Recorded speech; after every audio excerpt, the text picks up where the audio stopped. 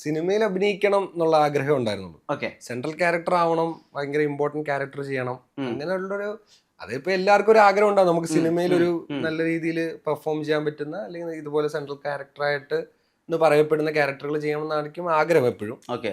പക്ഷെ അങ്ങനെ ഒരു പ്ലാനിങ് ഒന്നും ഇല്ലായിരുന്നു. സിനിമയിൽ വരണം, അഭിനയിക്കണം, നമുക്ക് അഭിനയം തന്നെയായിരുന്നു. അഭിനയിക്കുക, നമുക്കൊരു നല്ലൊരു ആക്ടർ ആണെന്ന് എല്ലാവരും പറയുക, കേൾക്കുക, അത് തരുന്നൊരു കിക്ക് ഭയങ്കര സന്തോഷമാണ്.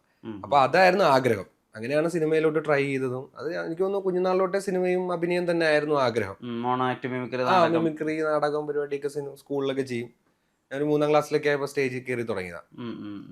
അപ്പൊ ആ ആഗ്രഹത്തിന്റെ പുറത്ത് പിന്നെ എനിക്ക് എവിടുന്നോ തോന്നി സിനിമ, അഭിനയം അത് തന്നെ നമുക്ക് നോക്കാം എന്നുള്ള രീതിയിൽ. അപ്പൊ വീട്ടുകാരോടൊക്കെ ഓൾറെഡി പറഞ്ഞു സിനിമ തന്നെയാണ് ആഗ്രഹം. പിന്നെ പിന്നെ ആ ആഗ്രഹം എല്ലാവരും അറിഞ്ഞു, വീട്ടുകാരും ഫ്രണ്ട്സും നാട്ടുകാരും ഒക്കെ അറിഞ്ഞു.